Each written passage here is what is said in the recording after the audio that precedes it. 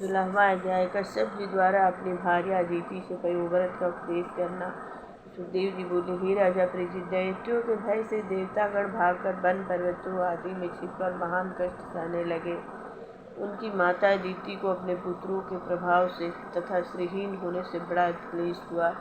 उस समय कश्यप जी घोर तप में लगे थे। जब उनकी समाधि टूटी तब वे अदिति के आश्रम पर गए। उन्होंने आश्रम की बिगड़ी व्यवस्था को देखकर अदिति से पूछा, हे प्रिय, आप उदास क्यों हो और आश्रम की ऐसी बुरी व्यवस्था किस कारण हुई? तुमने ब्राह्मणों का कोई अहित तो नहीं किया? धर्म का पालन तो ठीक ठीक हुआ है? गृहस्थ धर्म का पालन ठीक ठीक होता रहा है? तुमने किसी योगी साधु सन्यासी का अपकार तो नहीं किया है? तुम्हारे सभी पुत्र कुशल मंगल से तो हैं?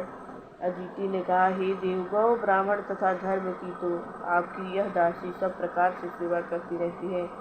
कोई अतिथि भिक्षुक याचक भी अपने द्वार से विमुख नहीं गया है। मैंने गृहस्थ चित्त सभी धर्मों का पालन किया है। यह समस्त रजोगुणी तमोगुणी तथा सतोगुणी आप ही की प्रजा है।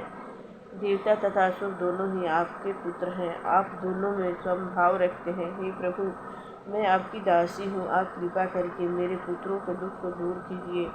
दैत्यों ने उनकी पूरी अमरावती को छीन ली है। वे दुखी होकर वन पर्वतों में छिपे फिरते हैं।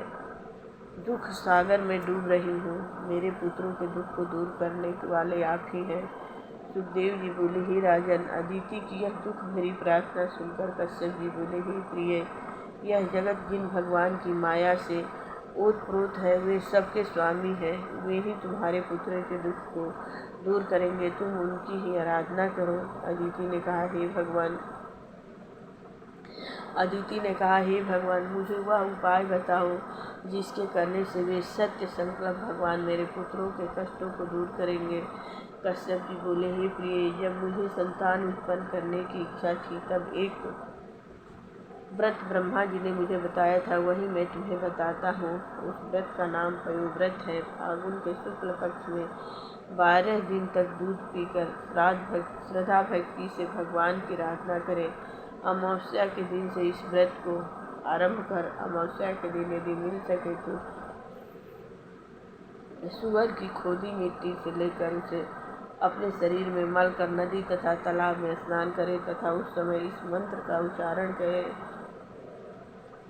इस मंत्र को स्नान के समय कहते जाना चाहिए। तत्पश्चात नित्य नियमित नियमों से भगवान की मूर्ति, वेदी, सूर्य, जल, अग्नि तथा गुरुदेव के रूप में उनकी पूजा करनी चाहिए।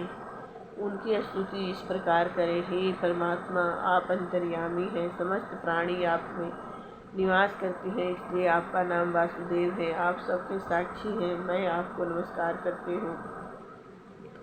आप यज्ञ रूप हैं। आप समस्त शक्तियों को धारण करते हैं। हे केशव, मैं आपको नमस्कार करती हूँ।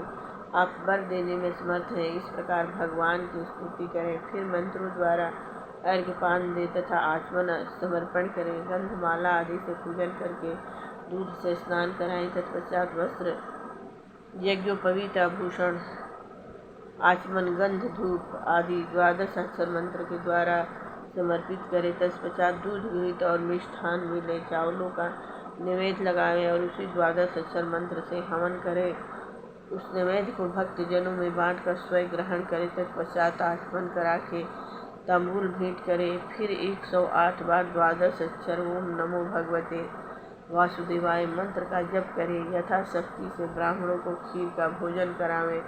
तत्पश्चात भोजन करें। इसी प्रकार दूसरे दिन प्रातः काल स्नान आदि से निवृत्ति होकर भगवान का पूजन करें। नित्य दूध पीकर रहना चाहिए और उपरोक्त क्रिया नित्य करनी चाहिए। इस प्रकार 12 दिन तक पूजा, होम, जप, ब्राह्मणों को भोजन आदि करते रहना चाहिए। फागुन शुक्ल प्रतिपदा से त्रयोदशी तक ब्रह्मचर्य से रहे और पृथ्वी पर सोएं। त्रिकाल स्नान करें। असत्य और पाप की चर्चा न करें। सब भोगों को त्याग दें। त्रयोदशी के दिन शास्त्रोक्त विधि से भगवान का पूजन करें। पंचामृत स्नान करावें। दूध की खीर से भगवान का भोग लगावें तथा उस खीर से होम करें। उसके बाद आचार्य तथा ऋषियों को वस्त्र भूषण से तृप्त करें। भूखों को अन्न वस्त्र बांटे, प्रतिज्ञा त्रयोदशी तक भगवान की कथा आदि सुने। हे देवी, यह श्रेष्ठ आराधना ब्रह्मा जी ने मुझे बताई थी। इसके करने से तुम्हारे संपूर्ण मनोरथ सिद्ध होंगे। अतः यह पयोव्रत नाम का अनुष्ठान सर्वज्ञ व सर्वव्रत तथा तपस्याओं का मुख्य साधन है।